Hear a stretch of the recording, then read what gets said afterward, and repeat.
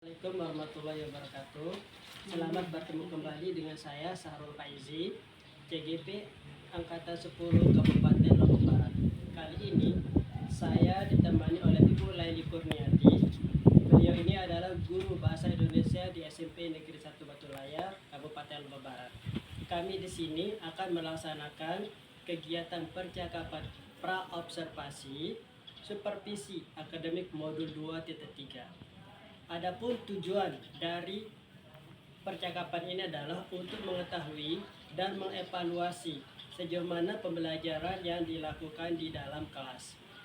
Baik Ibu, sebelum kita mulai percakapannya, saya ingin bertanya dulu sama Ibu, bagaimana kabarnya Bu Laili hari ini? Alhamdulillah baik. Alhamdulillah baik Ibu ya.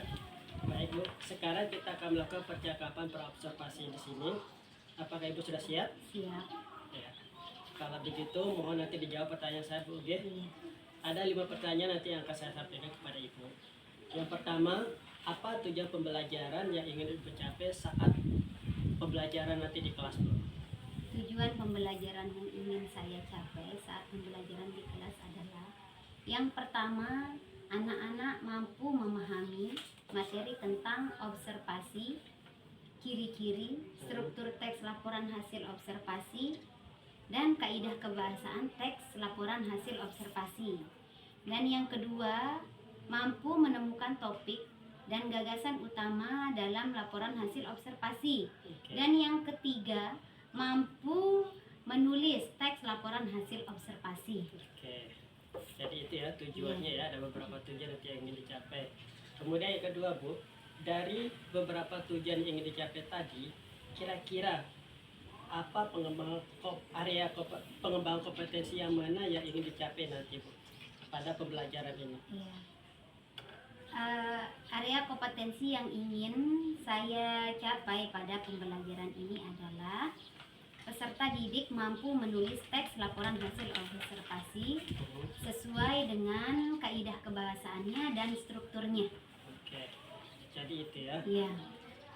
Kemudian pertanyaan saya ketiga, apa strategi pembelajaran yang ingin Ibu lakukan terkait dengan pencapaian tujuan pembelajaran yang Ibu ingin laksanakan nanti?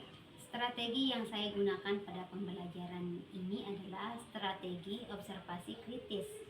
Karena strategi dalam pembelajaran ini adalah pengumpulan data tulisan secara kritis agar gagasannya relevan, objektif, dan akurat. Media yang saya gunakan adalah penggunaan media gambar dan video atau visual ya. Oke, menggunakan area gambar atau video ya. Di sini untuk menunjang menunjang ketercapaian dari tujuan yang ingin dicapai pada pembelajaran ini ya. Benar. Kemudian Bu, kira-kira kapan Ibu akan melaksanakan kegiatan pembelajaran ini di kelas? Tentunya ketika pembelajaran bahasa Indonesia. Karena saya guru bahasa Indonesia di kelas 8. Oh, ya. Di kelas 8 kira-kira pada hari apa dan jam berapa? Pada jam pertama dan kedua di kelas 8C. Hari Selasa. Hari Selasa ya. Oh, hari Senin. Oke. Baik Bu, setelah kita melakukan percakapan ini, kira-kira apa saja Ibu dapatkan? Yang saya dapatkan yaitu memberikan wawasan baru dalam proses belajar mengajar ya. Ya. Mungkin sedikit ada gambaran juga ya tentang materi yang akan disampaikan nanti itu ya. Benar. Ya, jadi Memberikan gambaran. Baik Ibu, tidak terasa kita sudah selesai melakukan percakapan ini. Sekali lagi saya mengucapkan banyak-banyak terima kasih dan sampai bertemu nanti di kelas pada hari Senin ya di kelas 8C mungkin untuk melaksanakan observasinya bersama dengan guru praktek pengajar saya. Sekian Bu, ya, sekali lagi terima kasih. Assalamualaikum warahmatullahi wabarakatuh. Waalaikumsalam warahmatullahi wabarakatuh.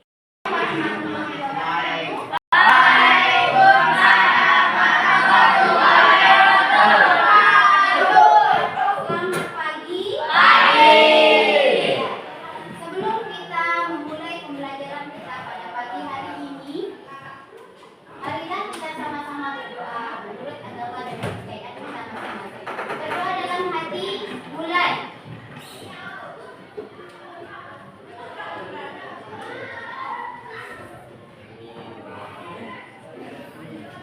Ya, baiklah anak-anak. Pada pertemuan yang lalu, Ibu sudah menjelaskan, ya, kenapa Sakina kok ketawa terus? Gak bisa berakting. Ya, Ibu sudah menjelaskan pada pertemuan yang lalu, anak-anak bagi kelompok. Sekarang tugas kalian berdiskusi dengan kelompoknya masing-masing, ya, untuk mendiskusikan struktur teks laporan hasil observasi. Di sini Ibu sudah mempunyai teks laporan hasil observasi, tetapi Ibu gunting. Nah, tujuannya agar kalian memahami bagian-bagian struktur teks laporan hasil observasi seperti definisi umum, deskripsi bagian, dan kesimpulan. Definisi umum itu ditandai dengan kata merupakan adalah atau penjelasan mengenai objek yang diobservasi. Sedangkan kalau deskripsi bagian itu berisi mengenai jenis-jenis macam-macam manfaat dari objek yang diobservasi.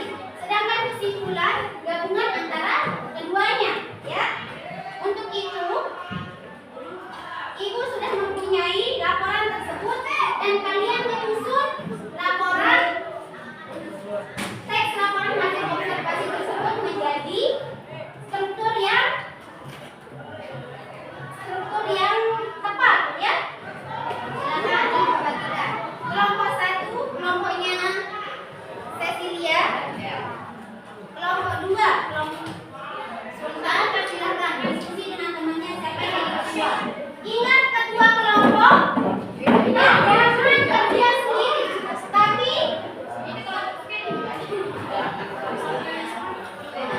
tapi ketua kelompok memanajemen temannya atau memberi tugas untuk temannya. Tahu dan buat tanya, jangan sakit aja yang kerja, ya. Kasih bagi-bagi tugas. Ingat, yang dinilai itu adalah kerapian, kecepatan. Pertanyaan saya juga gimana? Pertanyaannya satu kalian. Tak penting jawabannya ada di teks. Misalnya, apa manfaat dari objek tersebut? Misalnya,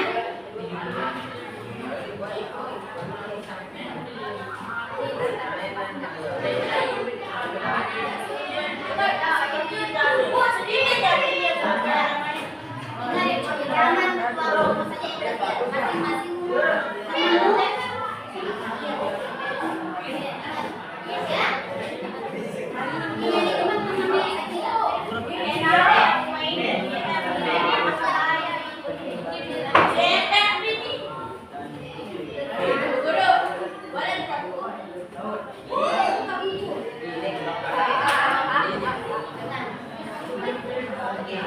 saja masing-masing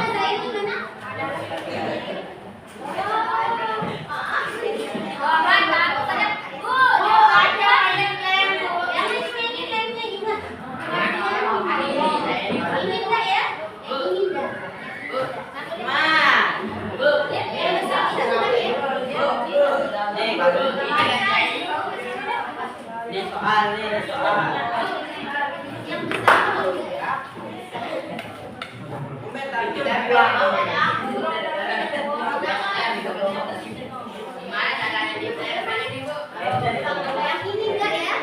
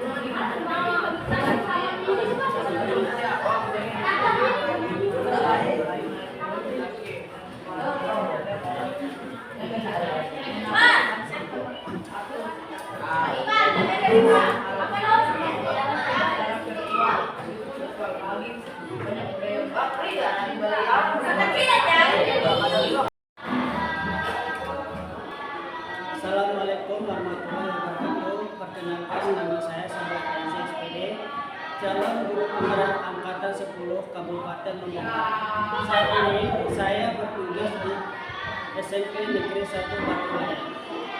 Pada hari ini, hari Jumat, tanggal 20 September 2024, saya akan melakukan pembicaraan pasca observasi dengan rekan sejawat saya, yaitu Ibu Lairi Kurniatin. Beliau ini adalah guru bahasa Indonesia di SMP Negeri 1 Batulaya. Baik Bu, sebelum kita memulai percakapan ini, saya ingin bertanya tuh sama Ibu, apa kabarnya Ibu? Alhamdulillah baik. Ibu sudah siap untuk melakukan pasca Ya, observasi? siap. Oke, baik ya. Nanti ada beberapa pertanyaan yang ingin saya sampaikan, mohon dijawab dulu. Untuk pertanyaan pertamanya, di sini kemarin kita sudah melakukan observasi ya di kelas 8B kalau nggak salah waktu itu. Kemudian bagaimana perasaan Ibu terhadap proses praktek pembelajaran yang dilakukan? Awal-awal ya tegang karena seperti biasa kan kita mengajar tanpa didampingi dan tanpa diawasi. Setelah didampingi dan diawasi ya lumayan tegang, tapi setelah berlangsungnya kegiatan tersebut ternyata lancar, alhamdulillah. Ya itu dia. Jadi senang. Nah, ya, itu lancar. Lancar kegiatan. Kemarin setelah saya mengikuti pembelajaran itu di sini, saya melihat siswa-siswa itu di sini pasti semuanya beraktif di situ. Nah, ini semangat kami untuk pembelajaran. Apakah Ibu apakah Ibu sudah mengikuti tujuan pembelajarannya di situ? Iya, sudah menentukan tujuan. Sudah ditentukan ya. Kemudian menurut Ibu apakah nanti tercapai waktu tujuan pembelajaran itu bisa tercapai atau tidak? Tercapai. Tercapai ya.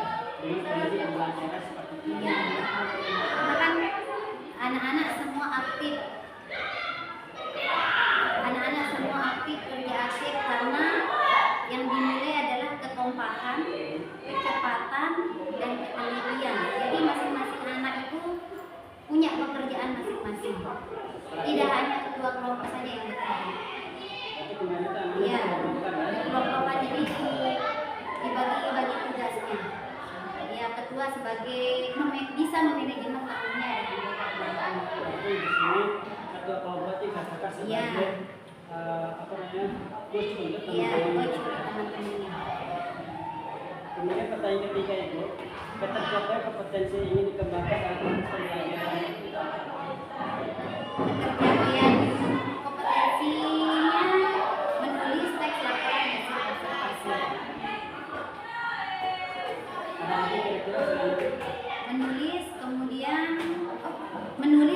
pelaporan hasil observasi berdasarkan strukturnya. Seperti pertama, deskripsi bagian, definisi umum, deskripsi bagian, dan kesimpulan. Itu ya. Definisi yang dikembangkan. Kemudian pertanyaan berikutnya, tantangan dihadapi saat proses pembelajaran serta mengatasi tantangan tersebut bagaimana? Tantangannya ya itu dia, anak-anak yang malas kerja. Kadang kita kan biasa bahasa Indonesia itu di jam terakhir. Nah, alasan anak-anak itu mengantuk, terus bosen, apalagi bahasa Indonesia kan pembelajarannya membaca, menulis, itu saja. Seandainya kalau pembelajarannya di jam pertama mungkin anak-anak akan semangat belajar bahasa Indonesia. Jam terakhir anak-anak sudah capek.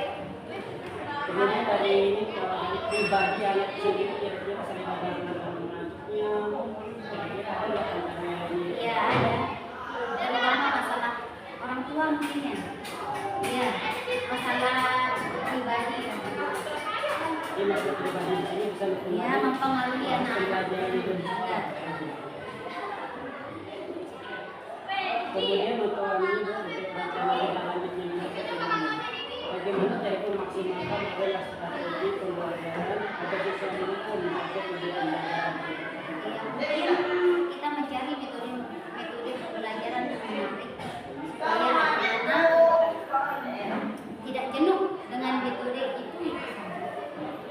Saya mengganti Iya, betul. kalau kemarin itu saya melihat metode beberapa dalam metode diferensiasi ya, di mana anak sudah berkelas mungkin bisa ditambahkan lagi dengan media-media yang dikelompokkan ya, mungkin ditampilkan untuk usulnya sebagai jadi anak-anak itu ada ketertarikan lagi untuk melakukan.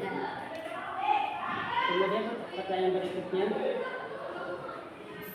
dalam proses berdiskusi di sini kan kita lihat di sini anak-anak itu heterogen ya, dari kemampuan yang berbeda-beda di sini. Nah itu bagaimana cara ibu memaksimalkan kemampuan mereka dalam berdiskusi?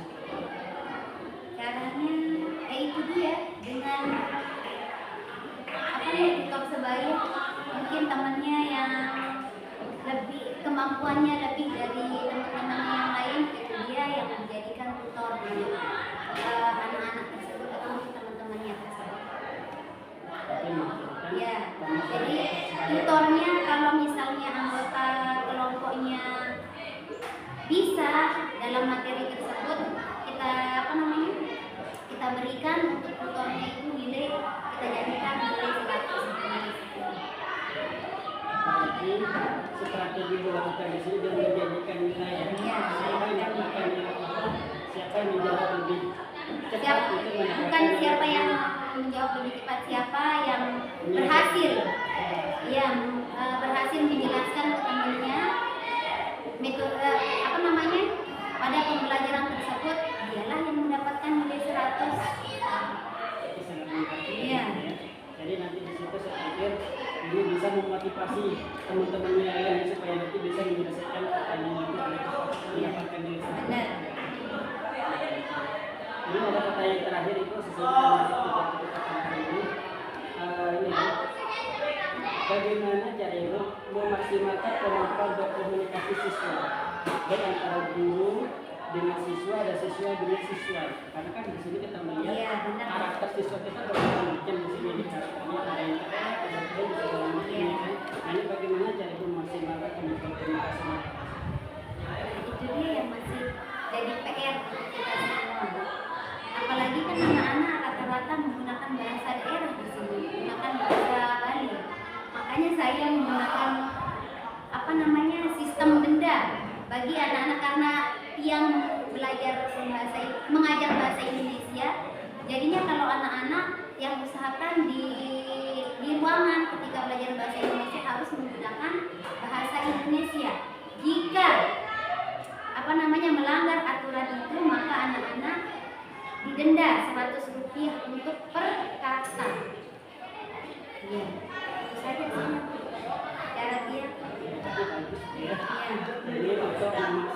menerapkan penggunaan bahasa daerah. Iya. Jadi Meminimalisir. penggunaan bahasa daerah karena di sini ada pembelajaran Iya, bahasa Indonesia. Indonesia. Jadi disesuaikan Iya. dengan kondisi pada saat ini belajar dan menggunakan bahasa daerah ini. Nah, bagi barang siapa yang melanggar itu maka dikenakan denda Dan 100 rupiah per katanya.